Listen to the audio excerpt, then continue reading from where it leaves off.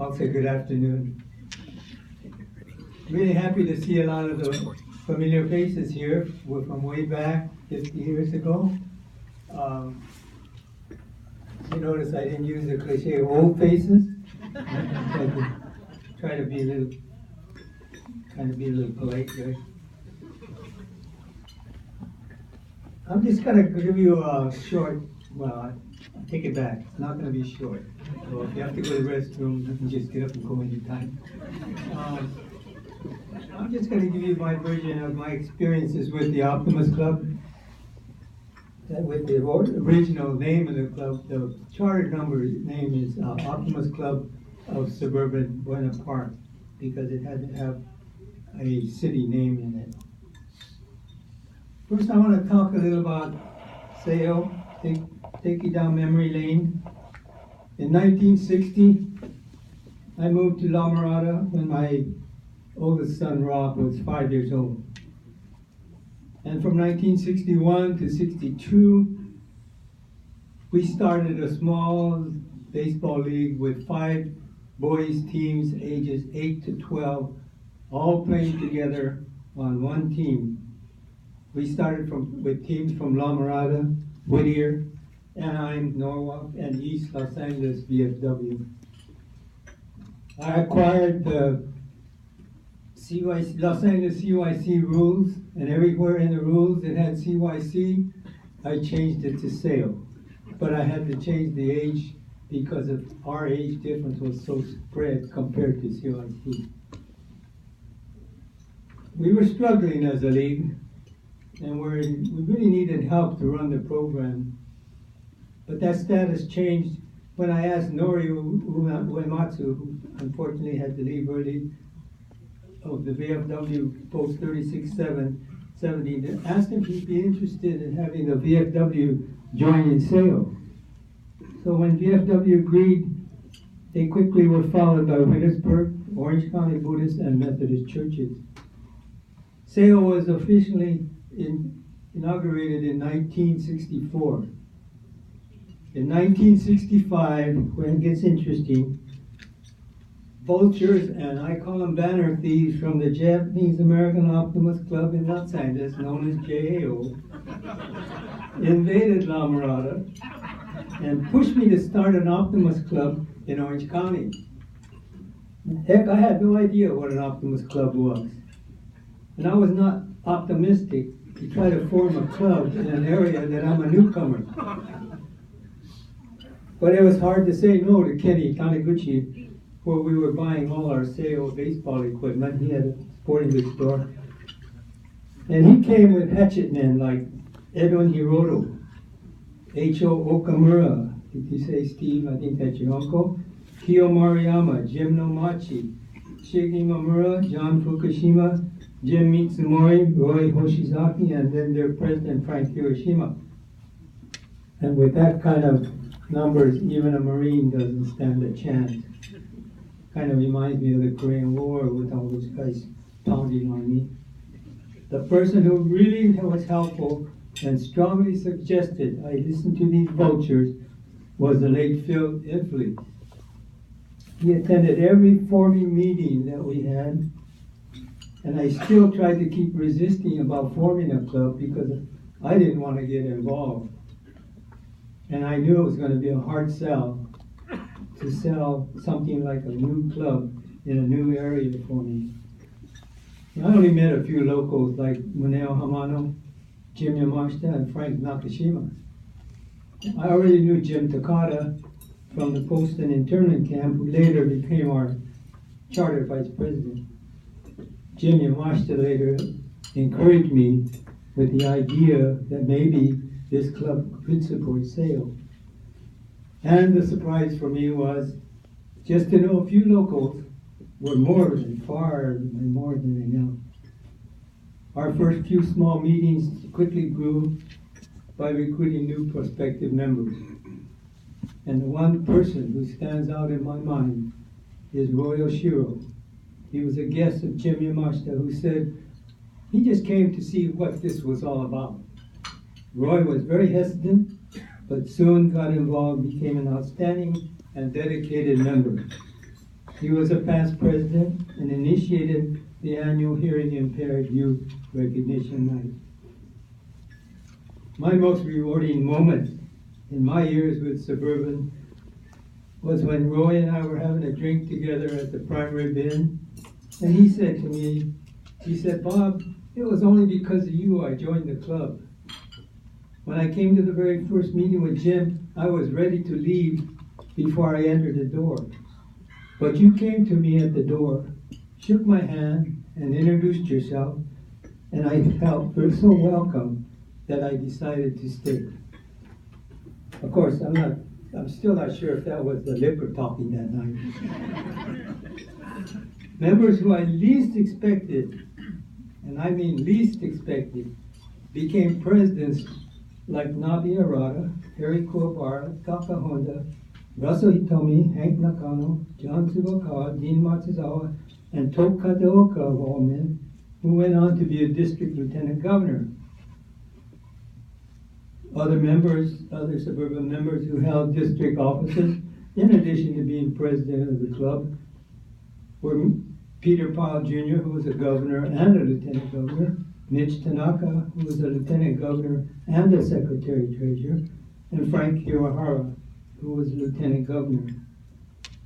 And that night we attained our minimum charter quota. The hassles began. Naturally, the group insisted I be the president, but I resisted again because I felt I'd done enough and I felt someone else should take over. But after much debate and convincing, I finally broke down and accepted and vowed I will be the president as long as this club supports S.E.Y.O.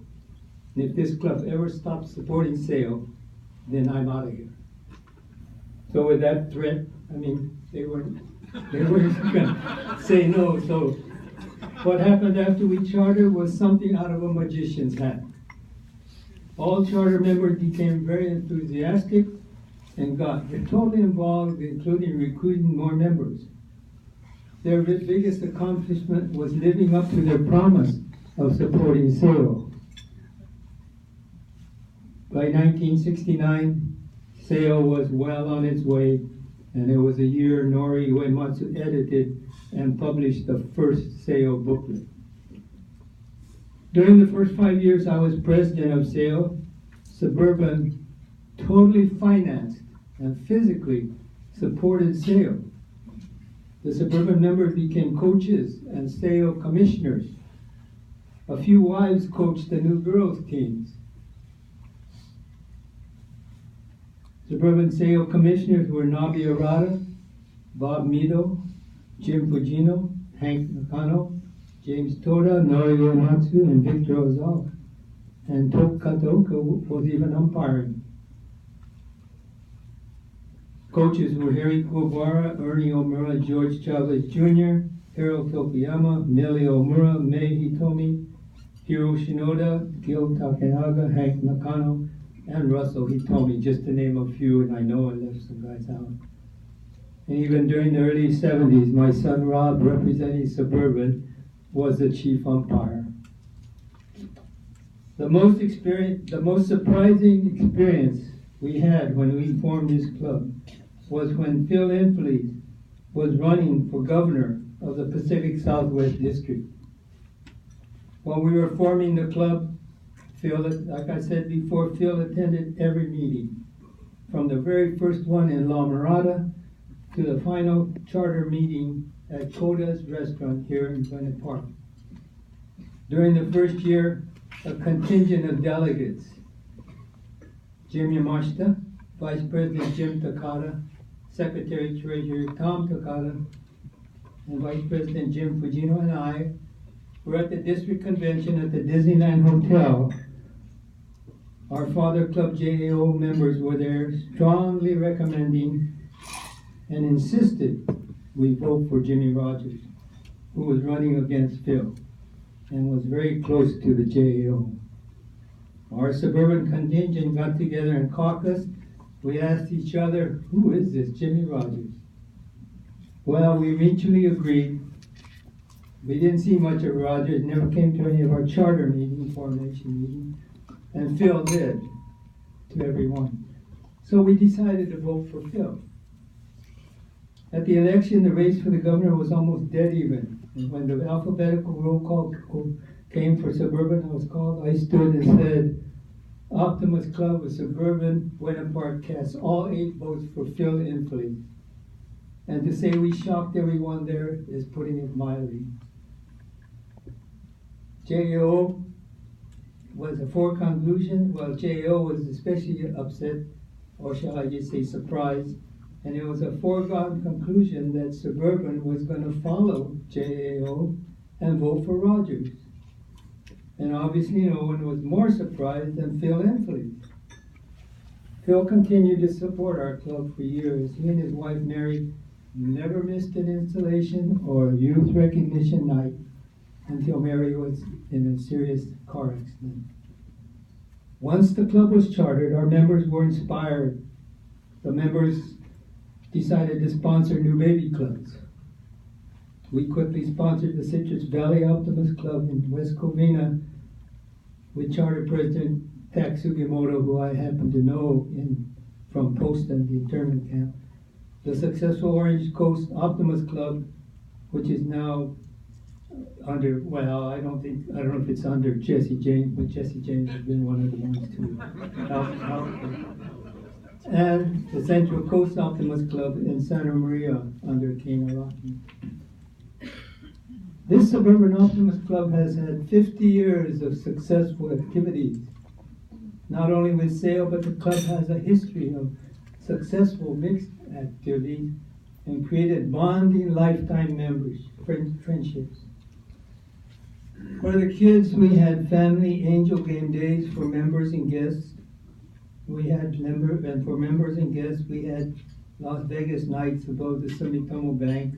And for the ladies, we always had a big fancy Valentine's party, which I understand still continues today, usually chaired by Bobby Iwashita. We had a suburban golf club sponsoring an annual fundraising golf tournament under the late Dr. Stan Yoshida.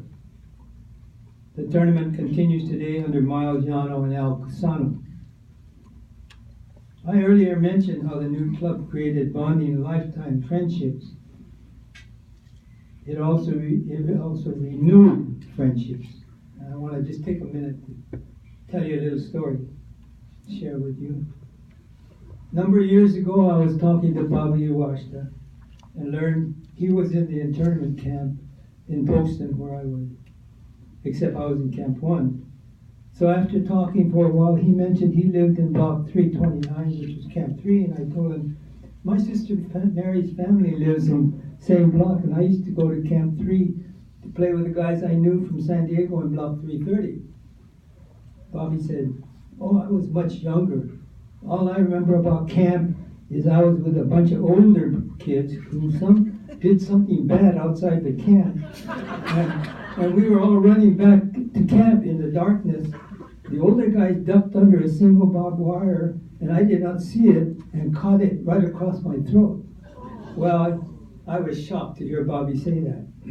I told Bobby, hey, in all my later years, I've always had a vision in my mind of someone getting slammed across the throat by a barbed wire, and I could never remember who, how, or when it happened. I said, God, that was you. How's that for a small world? Yeah, I know what you're thinking. Was I one of the bad guys? Well, I was older, that's all I'll say. In earlier years, Suburban was full of surprises, and our first charter installation dinner was no exception. A committee of members' wives put together a very clever skit. They painted large faces on boxes, and I'm sure you've probably seen this, and placed them over a few members. And with their legs exposed, they looked like a bunch of little Humpty Dumptys dancing to music. And it was a hilarious sight. And after the dinner, I asked Muneo, normally a very quiet and shy guy, I said, how'd you have the nerve to do that? He answered, as long as my face is covered, I'll do anything. I'm still not sure what he meant by anything, and I'm afraid to ask. Later at the installation dinner, we somehow misplaced our banner and Optomist bell. And later we found out it was in the hands of the JAO in Los Angeles. I don't know how it got over there, but yeah, I know how it got there. They're like I said, they're a bunch of thieves. Watch your banners, you guys. The other skit that I remember the most was a sumo match. You have to have seen it to appreciate it. It was at an installation at the Los Angeles Country Club. We made a small ring on the floor, dance floor. Frank Nakashima came out, pretended to throw salt on the floor. Phil Infilise came out in a kimono, dressed as a referee. And then he was followed by little Joe Mendoza, a really short, stocky guy from the nearby Buena Park Optomist Club. And then he was followed by Governor Katz, who was a very big guy. And they did the gyrations and motions of a sumo match. And we were just crying with laughter at the sight of those guys doing that sumo. Then continuing what we did as an excuse for the male members and the guests, we always had an annual past president's appreciation stag night with gambling, food, drinks, and all the usual trimmings. These guys remember that. We continue to have the annual high school graduates youth recognition night, as Steve said. And looking back in the past, we had many impressive movie and television stars as guest speakers at our annual event, while chaired by my son Gary Wada. To name a few, George Takei, who was speaker on 2 occasions, thanks to Patty Hirahara, Coroner Thomas Noguchi, Judge Lance Ito from the O.J. Simpson trial, Clyde Kusatsu, who was in the movie Pearl Harbor, Norman Mineta, Rob Fukuzaki, Tricia Toyota, Kimiko Tanaka from Channel 2, and Jane Yamamoto from Channel 11. And we even had Pat Mirada speak at one of our installations. We had a special celebrity member whose 2 kids raised a lot of eyebrows in SEYO. Former Lakers Leroy Ellis was a member, so his daughter and son were allowed to play in SEYO. You can imagine what Suburban went through with these 2 tall kids playing against SEYO players. But Leroy used to come to the Tri-Stars, and he was always a big hit with the kids. Steve covered the current activities earlier. However, I'd like to add that our past president, perennial chairman, and pancake breakfast chairman, and creator of the Suburban Optomist Foundation, Dan Fukushima, was honored as a graduating high school senior at our very first youth recognition night. Finally, after all the hard work during the year, we celebrated with a big clam bake for members and their families at the no alcohol permitted Newport Dunes. A real clam bake with live lobsters and clams shipped in by air from Maine, and then Muneo and I would go to LA airport to pick them up. We had exotic food cooked by Master Chef Tok Kataoka, along with everything needed for a clam bake, from a disguised keg of beer on ice in a trash can, cooking grill to snow cones that were mistakenly given to the public the first time. We certainly had to correct that. In the following years, we placed medical tags on the Suburban kids, medical tags that they put on your wrist. I always have moments of deep sadness when I reminisce about those days, and I feel so sad when I read the list of the members who have passed away and who were such a big part of the success of this club. I cannot adequately explain how much each member meant to me personally. Just a few years ago, someone asked me, where do you guys hang out now that Prime River is gone? It was sad to tell him, we don't go anyplace anymore. because most of the guys are gone. Those drinking days are gone forever. And he was referring to the Prime Inn, which was located just a few doors south of the retail clerk's building where we have our pancake breakfast. It was owned by Tok Kataoka, a past president. It was a place a member could go any hour of the day and usually run into someone there in the bar. And there was always someone there to close the bar, and I'm not going to mention names. Some of you here who remember the Prime Inn may remember the waitress, son of a gun Sonia, and her Filipino chicken adobo. Or you may remember the old China Gate restaurant with Stan Cho. I have to tell you a quick story about our charter member, Dr. Bob Middo, and the Prime Inn. I was having an exam in his office for my constant high blood pressure. And he said to me, "Hey Bob, you really got to stop drinking." And I said, "All drinks?" And he said, "Yeah." And I said, "Wow, how am I going to do that? Stop drinking all drinks, you know?" So anyway, one night I was at the Prime Inn, just hanging around there, and in walks Middo. He comes straight to me, grabs my arm, starts dragging me, and says, "Come on, Bob, I'll buy you a drink." How's that for a doctor? As for the fundraisers, then we had a 4th of July fireworks stand at the northeast corner of Knott Avenue and Lincoln Avenue on the property owned by charter member Toshi Wada and his brothers. Another of the larger successful fundraising events was participating in the City of Orange International Food Fair during Labor Day weekend. The city was just starting the International Food Fair, and John Cuervo from Orange, who later joined the club, approached me to ask if Suburban would run the Japanese section. Again, I had that fear of sticking my neck out again, doing something alone. But after talking to the different organizations in SEYO, some organizations agreed to participate. So we formed the Inter-Community Service Council, comprised of the Suburban Optomist Club, the Orange County Buddhist Church, the Orange County Kokodan, the Judo Dojo, Salonico, JCL, Sophie's, VFW 3670, Japanese Community Center of Norwalk, Garden Grove Japanese Language School, and Orange Coast Language School.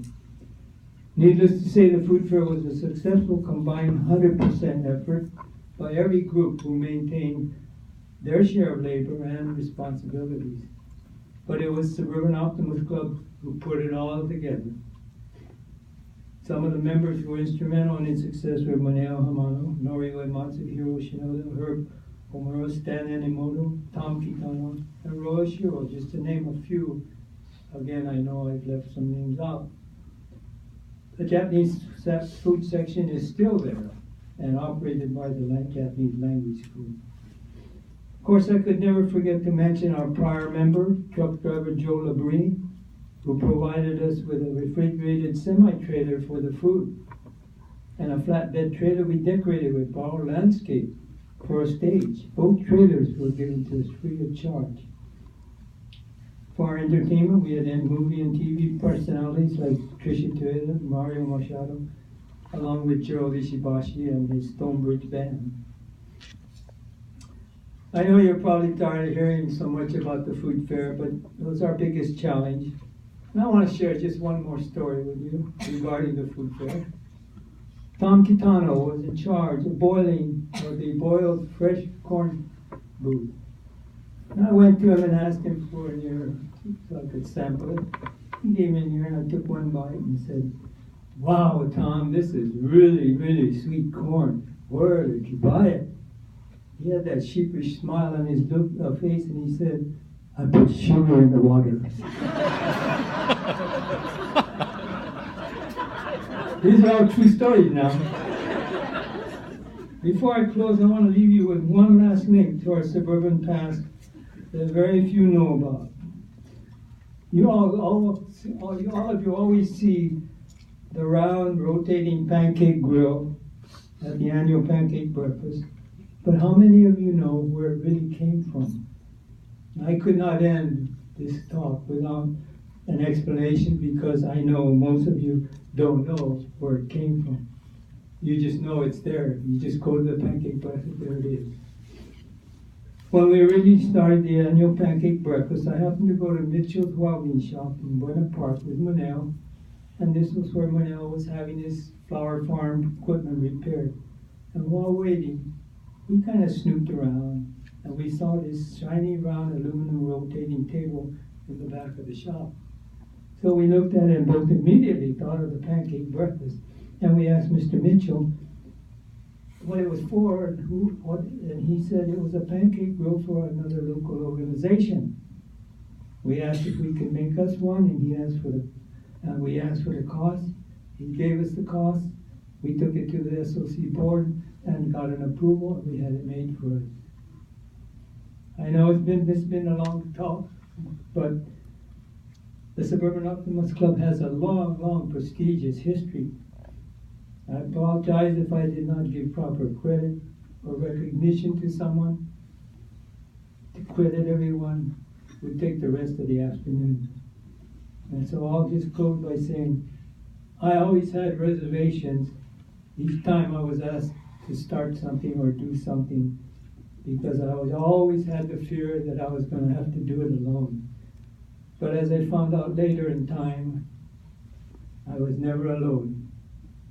And I'm so thankful and proud of everyone who helped and supported this club and given S.E.Y.O the initial boost. And today's S.E.Y.O and Suburban are both in exceptionally good hands. And I thank the current members and wives for carrying on the fine traditions. And my memories of Suburban Optomist Club and the friendships I developed during the last 50 years will remain in my heart forever. Thank you for your kind attention.